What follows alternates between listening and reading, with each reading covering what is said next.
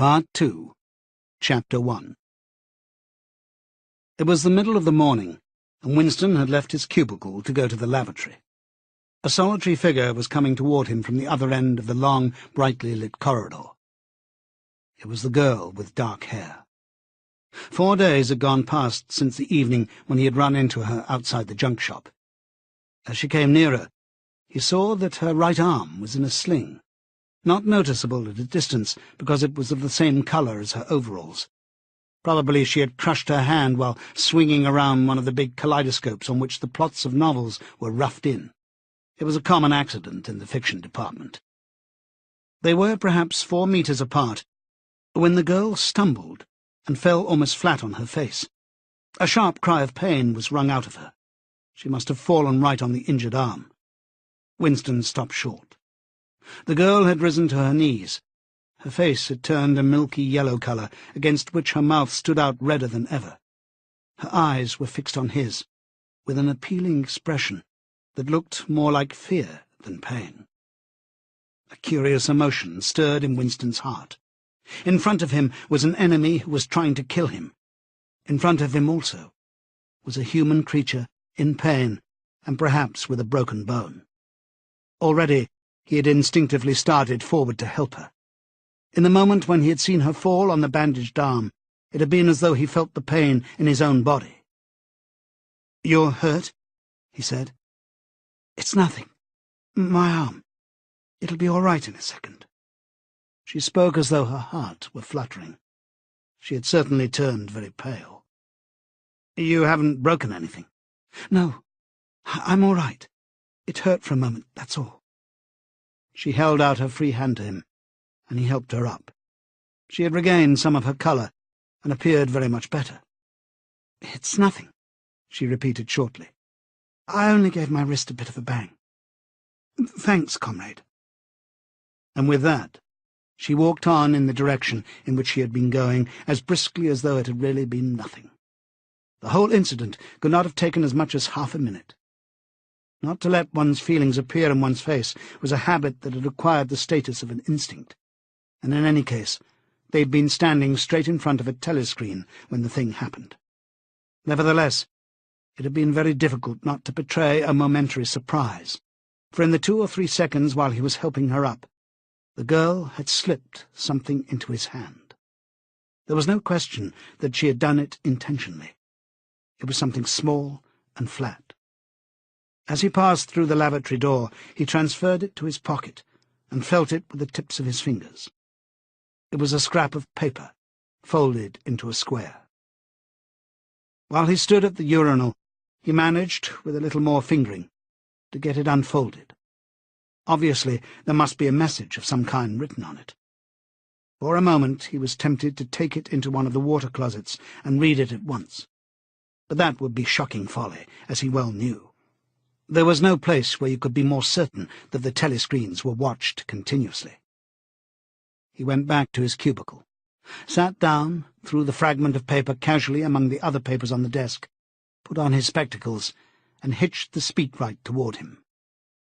5 minutes, he told himself. 5 minutes at the very least. His heart bumped in his breast with frightening loudness. Fortunately, the piece of work he was engaged on was mere routine, the rectification of a long list of figures, not needing close attention. Whatever was written on the paper, it must have some kind of political meaning. So far as he could see, there were 2 possibilities. One, much the more likely, was that the girl was an agent of the thought police, just as he had feared. He did not know why the thought police should choose to deliver their messages in such a fashion, but perhaps they had their reasons. The thing that was written on the paper might be a threat, a summons, an order to commit suicide, a trap of some description.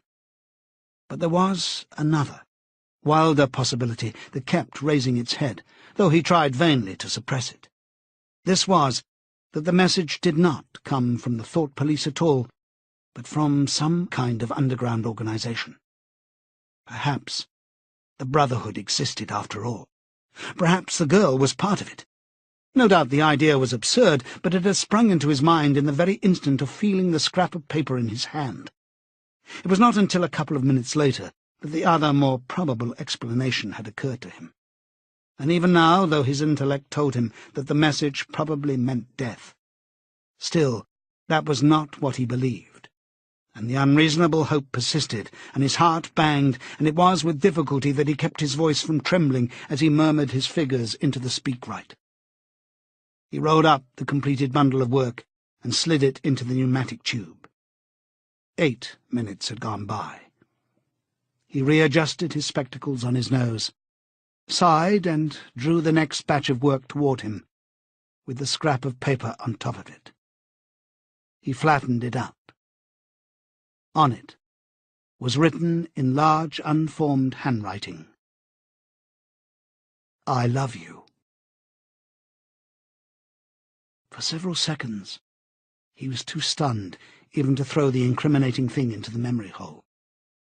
When he did so, although he knew very well the danger of showing too much interest, he could not resist reading it once again, just to make sure that the words were really there. For the rest of the morning, it was very difficult to work. What was even worse than having to focus his mind on a series of niggling jobs was the need to conceal his agitation from the telescreen. He felt as though a fire were burning in his belly. Lunch in the hot, crowded, noise-filled canteen was torment.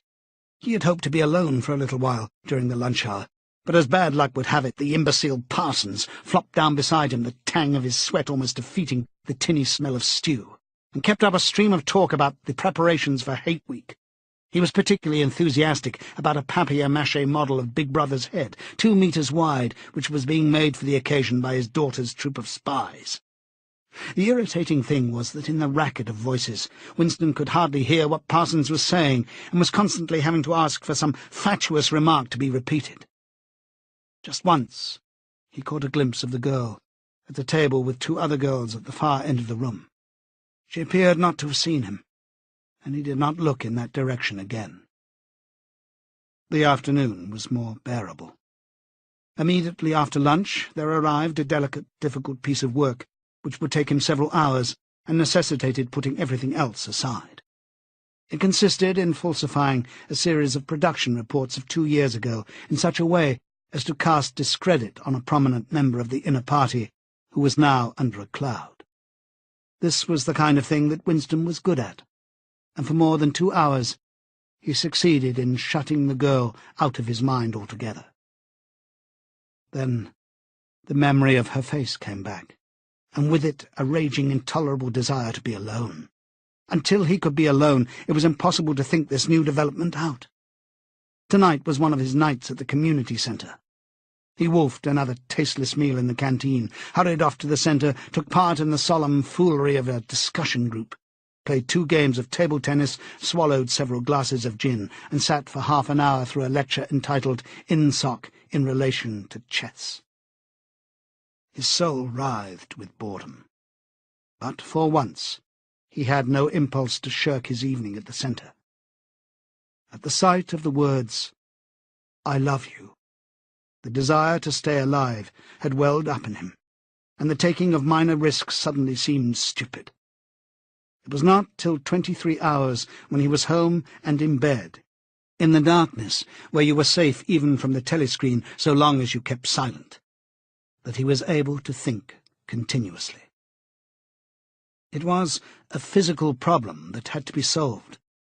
How to get in touch with the girl and arrange a meeting. He did not consider any longer the possibility that she might be laying some kind of trap for him. He knew that it was not so, because of her unmistakable agitation when she handed him the note. Obviously, she had been frightened out of her wits, as well she might be. Nor did the idea of refusing her advances even cross his mind. Only 5 nights ago he had contemplated smashing her skull in with a cobblestone. But that was of no importance.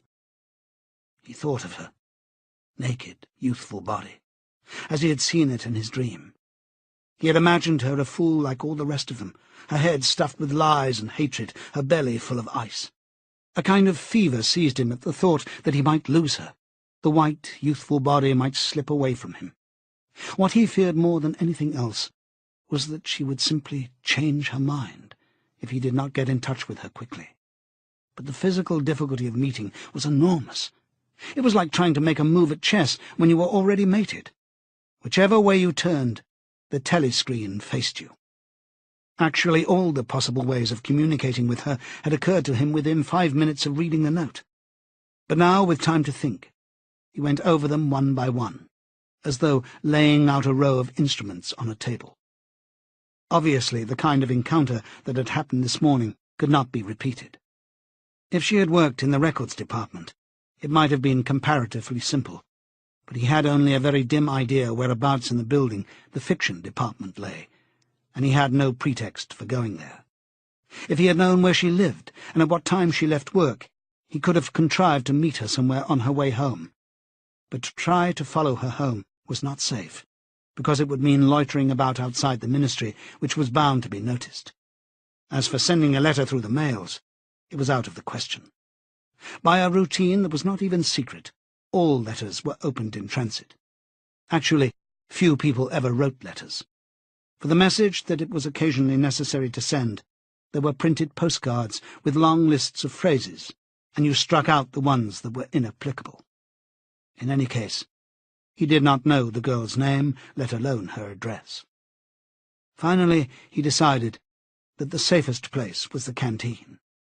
If he could get her at a table by herself, somewhere in the middle of the room, not too near the telescreens, and with a sufficient buzz of conversation all round, if these conditions endured for, say, 30 seconds, it might be possible to exchange a few words. For a week after this, life was like a restless dream. On the next day she did not appear in the canteen until he was leaving it, the whistle having already blown. Presumably she had been changed onto a later shift. They passed each other without a glance. On the day after that, she was in the canteen at the usual time, but with 3 other girls, and immediately under a telescreen. Then, for 3 dreadful days, she did not appear at all. His whole mind and body seemed to be afflicted with an unbearable sensitivity, a sort of transparency, which made every movement, every sound, every contact, every word that he had to speak or listen to, an agony. Even in his sleep he could not altogether escape from her image. He did not touch the diary during those days. If there was any relief, it was in his work, in which he could sometimes forget himself for 10 minutes at a stretch. He had absolutely no clue as to what had happened to her. There was no inquiry he could make. She might have been vaporized. She might have committed suicide. She might have been transferred to the other end of Oceania. Worst and likeliest of all, she might simply have changed her mind and decided to avoid him. The next day, she reappeared. Her arm was out of the sling, and she had a band of sticking plaster round her wrist. The relief of seeing her was so great that he could not resist staring directly at her for several seconds. On the following day, he very nearly succeeded in speaking to her. When he came into the canteen, she was sitting at a table well out from the wall, and was quite alone. It was early, and the place was not very full. The queue edged forward till Winston was almost at the counter, then was held up for 2 minutes because someone in front was complaining that he had not received his tablet of saccharine.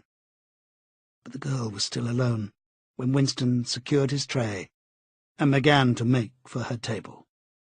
He walked casually toward her, his eyes searching for a place at some table beyond her. She was perhaps 3 meters away from him.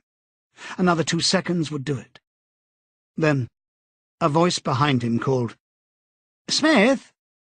He pretended not to hear. "Smith!" repeated the voice more loudly. It was no use. He turned round. A blonde-headed, silly-faced young man named Wilshire, whom he barely knew, was inviting him with a smile to a vacant place at his table.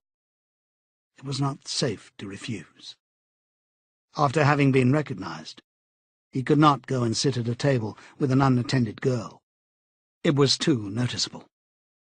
He sat down with a friendly smile. The silly blonde face beamed into his. Winston had an hallucination of himself smashing a pickaxe right into the middle of it. The girls' table filled up a few minutes later. But she must have seen him coming toward her, and perhaps she would take the hint. Next day, he took care to arrive early. Sure enough, she was at her table in about the same place, and again, alone. The person immediately ahead of him in the queue was a small, swiftly moving, beetle-like man with a flat face and tiny, suspicious eyes. As Winston turned away from the counter with his tray, he saw that the little man was making straight for the girl's table. His hopes sank again. There was a vacant place at a table further away, but something in the little man's appearance suggested that he would be sufficiently attentive to his own comfort to choose the emptiest table. With ice at his heart, Winston followed. It was no use unless he could get the girl alone. At this moment, there was a tremendous crash. The little man was sprawling on all fours. His tray had gone flying. 2 streams of soup and coffee were flowing across the floor. He started to his feet, with a malignant glance at Winston, whom he evidently suspected of having tripped him up. But it was all right. 5 seconds later, with a thundering heart, Winston was sitting at the girl's table. He did not look at her. He unpacked his tray and promptly began eating. It was all important to speak at once before anyone else came, but now a terrible fear had taken possession of him. A week had gone by since she had first approached. She would have changed her mind. She must have changed her mind. It was impossible that this affair should end successfully. Such things did not happen in real life. He might have flinched altogether from speaking, if at this moment he had not seen Ampleforth, the hairy-eared poet, wandering limply round the room with a tray, looking for a place to sit down. In his vague way, Ampleforth was attached to Winston, and would certainly sit down at his table if he caught sight of him. There was perhaps a minute in which to act. Both Winston and the girl were eating steadily. The stuff they were eating was a thin stew, actually a soup of haricot beans. In a low murmur, Winston began speaking. Neither of them looked up. Steadily they spooned the watery stuff into their mouths, and between spoonfuls exchanged the necessary words in low, expressionless voices. "What time do you leave work?" 18:30. "Where can we meet?" "Victory Square, near the monument. It's full of telescreens. It doesn't matter if there's a crowd." "Any signal?" "No. Don't come up to me until you see me among a lot of people. And don't look at me. Just keep somewhere near me." "What time?" 19 hours. "All right." Ampleforth failed to see Winston, and sat down at another table. The girl finished her lunch quickly and made off, while Winston stayed to smoke a cigarette. They did not speak again, and so far as it was possible for 2 people sitting on opposite sides of the same table, they did not look at one another. Winston was in Victory Square before the appointed time. He wandered round the base of the enormous fluted column, at the top of which Big Brother's statue gazed southward, toward the skies where he had vanquished the Eurasian airplanes. The East Asian airplanes it had been a few years ago, in the Battle of Airstrip 1. In the street in front of it, there was a statue of a man on horseback, which was supposed to represent Oliver Cromwell. At 5 minutes past the hour, the girl had still not appeared. Again, the terrible fear seized upon Winston. She was not coming. She had changed her mind. He walked slowly up to the north side of the square, and got a sort of pale-coloured pleasure from identifying St. Martin's Church, whose bells, when it had bells, had chimed, "You owe me 3 farthings." Then he saw the girl, standing at the base of the monument, reading or pretending to read a poster which ran spirally up the column. It was not safe to go near her until some more people had accumulated. There were telescreens all round the pediment, but at this moment there was a din of shouting and a zoom of heavy vehicles from somewhere to the left. Suddenly everyone seemed to be running across the square. The girl nipped nimbly round the lions at the base of the monument and joined in the rush. Winston followed. As he ran, He gathered from some shouted remarks that a convoy of Eurasian prisoners was passing. Already a dense mass of people was blocking the south side of the square. Winston, at normal times the kind of person who gravitates to the outer edge of any kind of scrimmage, shoved, butted, squirmed his way forward into the heart of the crowd. Soon he was within arm's length of the girl, but the way was blocked by an enormous prole, an almost equally enormous woman, presumably his wife, who seemed to form an impenetrable wall of flesh. Winston wriggled himself sideways, and with a violent lunge managed to drive his shoulder between them. For a moment it felt as though his entrails were being ground to pulp between the two muscular hips. Then he had broken through, sweating a little. He was next to the girl. They were shoulder to shoulder, both staring fixedly in front of them. A long line of trucks, with wooden-faced guards armed with submachine guns standing upright in each corner, was passing slowly down the street. In the trucks, little yellow men in shabby greenish uniforms were squatting, jammed close together. Their sad Mongolian faces gazed out over the sides of the trucks, utterly incurious. Occasionally, when a truck jolted, there was a clank of metal. All the prisoners were wearing leg irons. Truckload after truckload of the sad faces passed. Winston knew they were there, but he saw them only intermittently. The girl's shoulder and her arm right down to the elbow were pressed against his. Her cheek was almost near enough for him to feel its warmth. She had immediately taken charge of the situation, just as she had done in the canteen. She began speaking in the same expressionless voice as before, with lips barely moving, a mere murmur easily drowned by the din of voices and the rumbling of the trucks. "Can you hear me?" "Yes." "Can you get Sunday afternoon off?" "Yes." "Then listen carefully. You have to remember this. Go to Paddington Station." With a sort of military precision that astonished him, she outlined the route that he was to follow. A half-hour railway journey, turn left outside the station, 2 kilometres along the road, a gate with the top bar missing, a path across a field, a grass-grown lane, a track between bushes, a dead tree with moss on it. It was as though she had a map inside her head. "Can you remember all that?" she murmured finally. "Yes. You turn left, then right, then left again, and the gate's got no top bar." "Yes." "What time?" "About 15. You may have to wait. I'll get there by another way. Are you sure you remember everything?" "Yes." "Then get away from me as quick as you can." She need not have told him that. But for the moment they could not extricate themselves from the crowd. The trucks were still filing past, the people still insatiably gaping. At the start there had been a few boos and hisses, but it came only from the party members among the crowd, and had soon stopped. The prevailing emotion was simply curiosity. Foreigners, whether from Eurasia or from East Asia, were a kind of strange animal. One literally never saw them, except in the guise of prisoners, and even as prisoners one never got more than a momentary glimpse of them. Nor did one know what became of them, apart from the few who were hanged as war criminals. The others simply vanished, presumably into forced labour camps. The round Mongol faces had given way to faces of a more European type, dirty, bearded and exhausted. From over scrubby cheekbones eyes looked into Winston's, sometimes with strange intensity, and flashed away again. The convoy was drawing to an end.